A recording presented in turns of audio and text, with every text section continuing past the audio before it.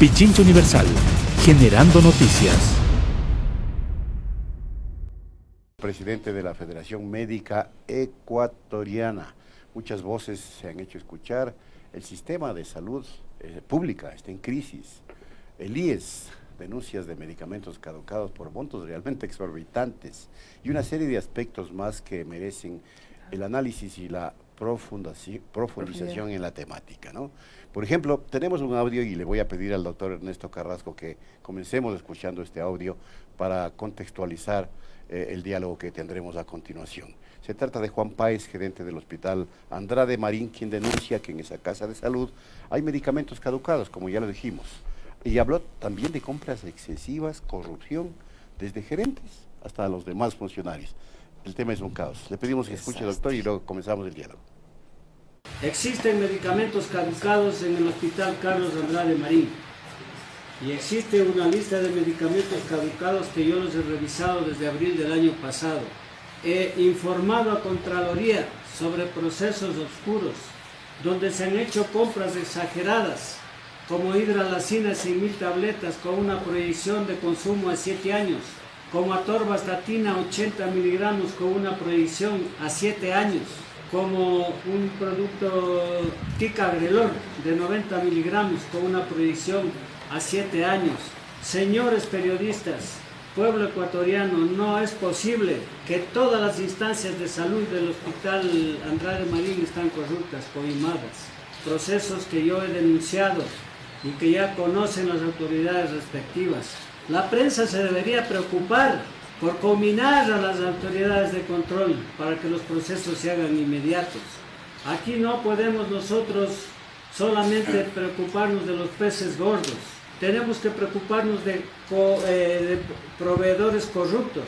Tenemos que preocuparnos de una industria farmacéutica, no toda, pero una industria farmacéutica corrupta. Y tenemos que preocuparnos al interior de la casa, que los medicamentos caducados que existen son una realidad y que eso implica una pérdida enorme para el país, para la seguridad social. Un grito de auxilio. Es tremendo, doctor Carrasco. Buenos días. Se escucha a un gerente del Hospital Andrade Marín realmente desesperado por esta corrupción sistémica. Bienvenido. Sí, buenos días, muchas gracias por el espacio, un saludo a todos quienes nos escuchan. Sí, efectivamente esto no es nuevo, ¿no? Yo, la verdad, en todos los medios que estábamos participando, o sea, ya se vuelve cansino hablar de este tema acá porque es lo mismo, ¿no? De siempre, y no hay cómo tirarle este muerto sobre este gobierno, al gobierno anterior y el que vino antes de. Es el sistema el que está corrupto, es el sistema el que está dañado. Y empecemos por qué pasa esto de acá, ¿no? Siempre yo hago una comparación cuando hablamos de estos temas. Supongamos que de aquí a mañana a mí me nombran ministro de Justicia. Entonces yo cojo y le digo a todos mis amigos, ok, soy ministro, vamos, a todos los nombro jueces y empezamos a repartir justicia. No funciona así, ¿verdad? Para ser juez hay que ganar un concurso, debe haber méritos, oposición, debe ser ético, probo, haber un proceso para llegar a un cargo. En salud no. En salud es una de las ramas de aquí del Estado donde nombras al jefe de turno, o sea, ministro, o sea, el director de salud del IES, y enseguida empiezan a pulular en las áreas de salud, en los distritos, en las zonas, en los hospitales, todos los amigos, gente cercana, políticamente hablando, al ministro o encargado de turno. ¿Porque la ley lo permite? Por supuesto, la ley ¿Puede poner gente de confianza, personal de confianza en el jerárquico superior? ¿Por qué? Correcto, esto lo permite la ley orgánica del servicio público, los famosos nombramientos de libre remoción. Entonces, ¿qué es lo que pasa? ¿Cuál es la realidad? En los hospitales públicos no existe una carrera sanitaria real. ¿Qué sucede? Si yo entro a trabajar en un hospital público, desde las bases, empiezo como médico general, me especializo, dirijo un departamento, pero nunca tengo la aspiración de llegar a ser director de ese hospital. Entonces, ¿quiénes dirigen los hospitales, las zonas, los distritos? Gente que ni siquiera pertenece ni al hospital, ni a la zona, ni al distrito. Llega un perfecto extraño a dirigir un hospital. ¿Qué es lo primero que hace? Bueno, ¿cuánta plata hay? Entonces, como no sabes cuál es la necesidad del hospital, cuántos pacientes manejas por cada patología, cuáles son las necesidades, qué insumos, qué equipos hay que comprar, lo primero, y esto es la tónica general en esta administración de salud, que compran muebles, equipos, mandan a pintar el hospital. Qué bonito que está el hospital pintado, recién pintadito, claro, con coimas, con sobrepresión estas partidas. Y claro está, ahí viene la segunda parte de esto, que estos cargos que son de libre remoción dependen justamente del jefe de turno. Entonces, a quien lo nombran director de un hospital o gerente de un hospital sabe que estará optimistamente en este cargo 6 meses, como mucho 1 año, hasta que cambien al que lo puso ahí. Entonces, ¿qué es lo que hace? Se abre el proceso de compras públicas. Entonces, no hay un proceso técnico, no hay un comité de compras, sino que viene la oferta del proveedor. Entonces, claro está, esa oferta ya viene, como bien lo decía el director del HCAM, viene ya con la coima abajo de la mesa, ¿no? Entonces, claro, mientras más compres, más te vas a llevar a la casa. Entonces, al final del día digo, bueno, no voy a comprar, me presentan la estadística, había el caso de las ampollas de hidralacina, que se habían comprado 25,000 ampollas, cuando solo el promedio por año de utilización es de 2.500. Entonces, imagínense. Qué bestias. Exacto, ni siquiera el 10% de lo que se compró se usó. Entonces, eso ya se sabía, no es que no sabían el dato de cuántas ampollas se utilizaban, pero no hay un control y el director del hospital dice, no, yo voy a comprar 25,000. ¿Por qué? Porque ahí es donde está la regalía que se lleva quien hace clic.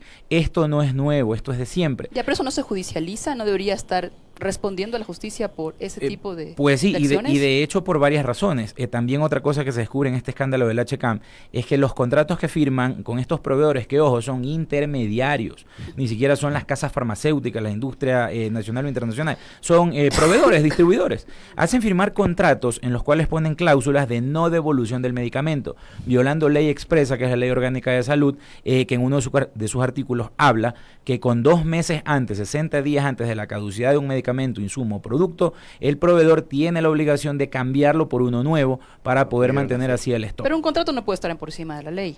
Exactamente. Ahí debe intervenir Contraloría. Recuérdese que existe también el derecho a repetición, existen procesos civiles y penales en los cuales debe intervenir ya ahorita Contraloría y empezar a generar glosas. Bueno, pero Contraloría está ocupado en perseguir enemigos del gobierno y allí, cuando se trata de la salud, en realidad faltaría tiempo. Pues sí, llama poderosamente la atención. Igual en el Teodoro Maldonado de Guayaquil ya se encontraron sobreprecios de 1000%, 600%, 300%. Y esto de aquí, ojo, porque con un proceso judicial sí se puede recoger esta plata, se puede ir al director a hacerlo responsable civilmente y cobrarle esa plata que se utilizó en estos procesos fraudulentos de compra. Entonces, vuelvo y repito, mientras nosotros no hagamos un cambio en el sistema de contratación pública, mientras en el sistema del servicio público no haya concursos en méritos y oposición para dirigir las unidades de salud, que ganen los más calificados y sobre todo que sea gente casa adentro, gente que sabe la problemática del hospital. Con carrera, digamos, correcto, con conocimiento profundo. Entonces usted ha desnudado 2 elementos que se han convertido en caldo de cultivo, dice,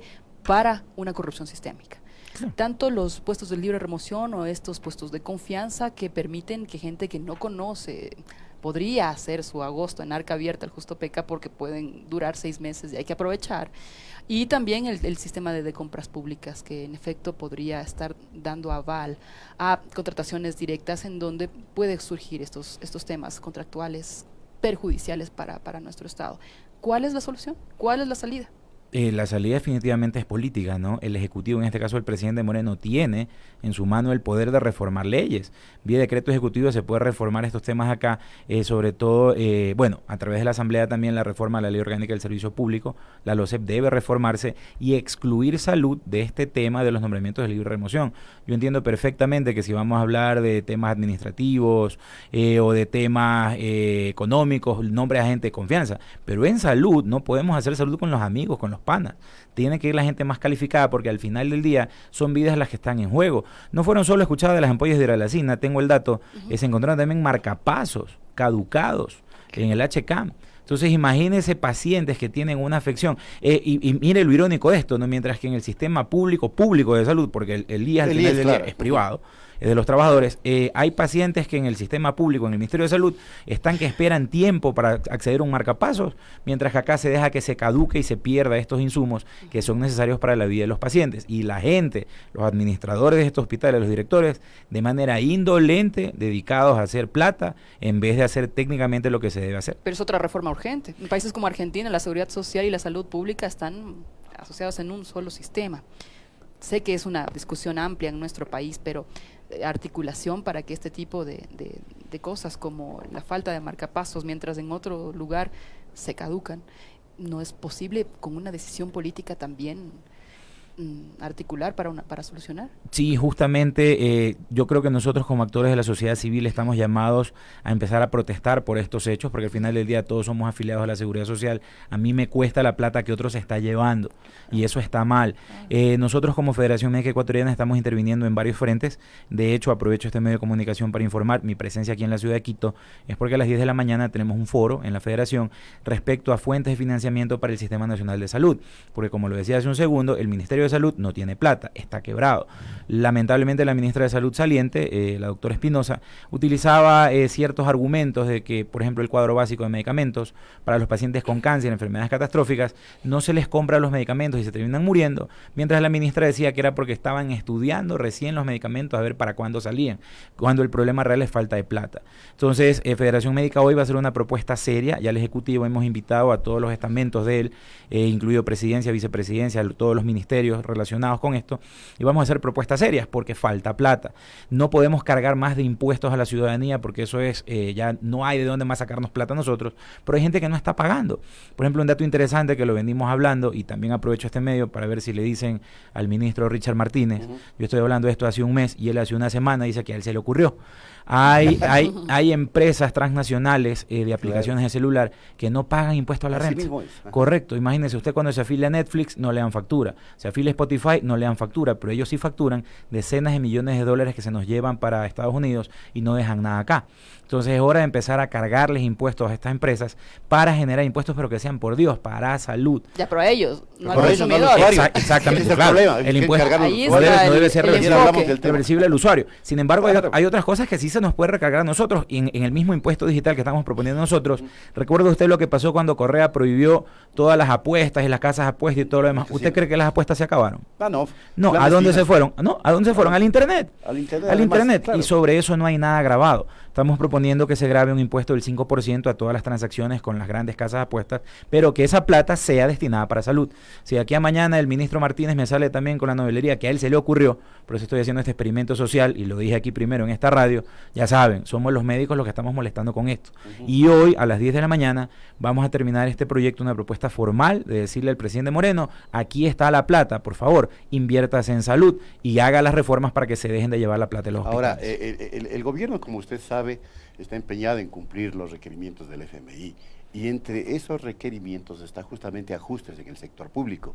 Lo ha anunciado, el sector salud va a ser el más afectado con esos ajustes.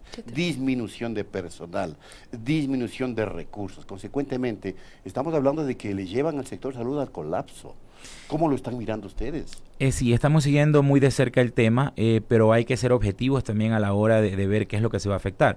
Porque por si el sistema de salud ya empezó mal a inicios de este año, hubo un recorte de 500 millones de dólares. Correcto, el presupuesto. No, ya está. O sea, el presupuesto del Estado. Claro, ¿qué es lo que están hablando ahora? Es de hacer ajustes en la parte administrativa, con la eliminación de las zonas, los distritos y volver a la figura anterior de las direcciones provinciales de salud. Ahora, ojo con esto. Es verdad que hay que cuidar las fuentes de trabajo, las fuentes de empleo. Una propuesta alternativa que nosotros haríamos al Ejecutivo es que se optimice. Si se va a eliminar una partida de un administrativo, que se la cambie por una partida de un operativo. O sea, que se contrate otro médico en lugar de ese administrativo que se va a eliminar. Es duro, sí, hay gente que se va a quedar sin trabajo, pero ojo con esto de acá. Hay que ver la otra cara de la moneda y es que el Estado obeso, como sigue, no es la excepción en el Ministerio de Salud. ¿Sabía usted que el Ministerio de Salud tiene como promedio 80 cargos de nivel jerárquico superior entre viceministerios, direcciones, subdirecciones, etcétera? Y le cuento algo que es irónico, ¿no? ¿Qué direcciones son? Ejemplo, hay la Dirección de Inteligencia de la Salud. Yo me preguntaba, ¿qué hará, no? Le medirán el IQ a los doctores, ¿qué hará la Dirección de Inteligencia? Resulta ser que esta dirección hace una investigación de los fármacos, de cómo se elaboran, la tecnología que utilizan, cómo fijarles precio. Pero, oh sorpresa, eso es lo que tiene que hacer ARCSA. No esta dirección, ARCSA es la encargada, la Agencia de Regulación y Control Sanitario. Para esto de acá, duplicidad de funciones. No, y la inteligencia tiene que ver con la seguridad nacional, con seguridad del Estado, básicamente. Pero este es en salud, claro, pero este es en salud. Imagínense, existe en planta central del Ministerio la Dirección Nacional de Derechos Humanos en Salud.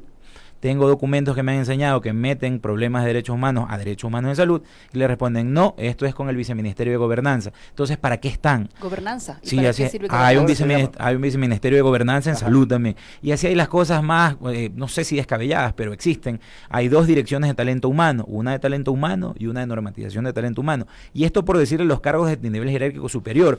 Detrás de cada cargo debe haber una serie de funcionarios. Solo eliminando las cabezas de estos 80 departamentos se ahorraría $2 millones al al año. Ya, eso es eficiencia del gasto. Correcto. No Claro, pero reducción de lo optimizar con social. operativos que funcionen Exactamente, o sea, para no dejar desatendido a la población. correcto, o sea, sáqueme estos médicos de escritorio, estos burócratas, mándenmelos al hospital, Exacto. mándenlos a trabajar a otros lados. Y repito, es verdad, hay duplicación, triplicación, en el distrito es lo mismo que en la zona y en la zona es lo mismo que la planta central. Entonces, es difícil la decisión que al presidente Moreno le toca tomar en estos días, pero debemos estar todos analizando el tema, que no se pierdan estas partidas, estas plazas de trabajo, sino que por el contrario se optimicen. Y si hay que cerrar partidas que son de burócratas que no están siendo eficientes, bueno, pues que así sea, pero que sea en un proceso ordenado, no de la noche a la mañana dejar en la calle a compañeros de ¿Y trabajo. ustedes aspiran a tener una reunión con el primer mandatario o con las máximas autoridades para plantear estas propuestas, o solamente lo harán a través de medios de comunicación? Bueno, tuvimos ya una reunión con el presidente Moreno. Él, debemos reconocer públicamente que ha sido abierto al diálogo con el gremio. Hemos querido volvernos a reunir, pero no ha sido posible por el distanciamiento que hubo con el Ministerio de Salud a raíz de los reclamos que hemos hecho por el cuadro básico. Viene una nueva ministra, no tenemos muchas vistas de que vaya a hacer algo diferente. ¿No hay Porque confianza? por todas las redes sociales está pareciendo que es militante del mismo movimiento de Verónica Espinosa, anda con la camiseta fucsia. Ojo, no tengo nada en contra de la nueva ministra, de hecho la conozco, pero sé a quienes entrevistaron para este cargo de ministro, y había gente con un perfil fantástico como Milton Gijón, Alfredo Borrero, Laureano Restrepo, entre otra gente, y sí nos sorprendió la nominación de la doctora. Ahora, lo que es más sorprendente todavía es el título nobiliario que le ponen, ¿no? Que es encargada. No sé encargada de qué, porque tú encargas a alguien que estaba en la misma función, como el encargado del Ministerio de Trabajo, que era el segundo al mando del EDESMA en su momento, lo encargaron. Pero acá la doctora la traen de Guayaquil a encargarla acá, no sé de qué le encargan. Porque ¿Cuánto tiempo en un...? para mí el encargo va a sector durar tan importante? hasta el 24 de mayo del 2021 va a durar el encargo, tengo entendido. Pero Bueno, el de Contralor dura hasta el 2022, estamos atentos en todo caso. a este supuestamente. ¿Y Bueno, ¿qué sabe usted sobre la falta de insumos del hospital quirúrgico? Mejor dicho, insumos quirúrgicos en el hospital Pablo Arturo Suárez. Sí. Es otro de las quejas permanentes. Correcto, este hospital en cambio está sufriendo problemas en el área de traumatología. Lamentablemente en salud todo mediáticamente se quiere hacer ver que está bonito, que está bien, pero la realidad lo sufren los pacientes. ¿Qué es lo que sucede? Hay pacientes con fracturas, pacientes deben ser sometidos a reemplazos de cadera, a otras cirugías, a síntesis de fracturas, y no hay el material de osteosíntesis, no hay las prótesis, no hay con qué trabajar, no hay placas, no hay tornillos. Entonces estos pacientes, ¿dónde está el problema? El servicio de traumatología está saturado porque los tienen ahí hospitalizados hasta que se haga la compra por ínfima cuantía, la compra de emergencia al proveedor para poder darle la prótesis o el elemento que necesita para su tratamiento, pero ya llegó una crisis tal que no llegan las prótesis, no llega el material, así que estos pacientes los han devuelto a su casa. Pero estamos entonces, como yo le pregunté anteriormente, a una suerte de borde del colapso del sistema de salud. Yo Es creo muy que crítico. ya estamos colapsados hace rato. Hace rato estamos colapsados. Pues sí, porque lamentablemente los marcadores están ahí, no lo digo yo, vaya a revisar el INEC. La estadística de mortalidad general aumentó del 2016 al 2017, que es el último registrado en censos. La mortalidad materna, la mortalidad infantil, la mortalidad neonatal subió. La tasa de desnutrición infantil, tenemos más desnutrición infantil que Haití. Calcule usted eso. Haití, que tiene pobreza extrema, los niños están mejor nutridos que en Ecuador. Entonces, hay dos cosas que pueden pasar aquí. O los médicos somos muy malos, que no creo, o el sistema es el que está fallando y colapsó hace rato, y los medicamentos con la subasta inversa, las pastillas de 1 centavo, encontramos ahora que compraron medicamentos de 9 milésimas de dólar, una cosa inexistente, eso se compra y eso se le da a los pacientes. Entonces, ya los indicadores están ahí, ¿qué vamos a esperar? ¿Que la tasa de mortalidad siga subiendo para tomar medidas más radicales? Pero no, o sea, lo que vemos que está pasando en salud es que se va a continuar con la misma línea administrativa a través de la nueva solo lo ministra. último, sobre la corrupción. Usted manifestó al inicio de la entrevista que esto ha pasado siempre, que ha habido corrupción en el sistema, pero sin embargo, ¿usted ha visto un solo culpable o preso por esta estafa a la salud pública? No, como digo, esto, ahí me tomo las palabras del director del HCAM, esto está en todos los niveles, incluido Contraloría, porque es cuestión de así, de poner, Claro, donde sin usted duda. ponga el dedo sale pus, y hay glosas encima de las glosas, de todo esto, pero Sacaría media humanidad. literalmente sí. En todo caso, como digo, es hora de Por eso se intervenir salud, de que sea la sociedad civil la que empiece a reclamar. Por ejemplo, en el IES yo sigo sin entender por qué diablo sigue dirigiendo el IES un delegado del presidente de la República. Sí. Estuvimos casi 4 años sin 1 centavo de aporte del Estado a la Seguridad Social, al Fondo de Pensión Jubilar, y sin embargo seguían dirigiendo el IES. Y es el Estado el que maneja el IES, que es privado, es de nosotros los trabajadores, pero esperemos, es cuestión de cambios, es cuestión de decisión política, más tarde o más temprano, y justamente los medios juegan un rol importante en volver estos problemas visibles. Gracias, doctor Carrasco. Gracias a Nos ha ustedes. dejado más preocupados de lo que estábamos. ¡Qué tremendo! ¿En qué país vivimos, por favor? Ya no puedo ni hablar. Pichincha Universal. Aquí se escuchan bien las noticias.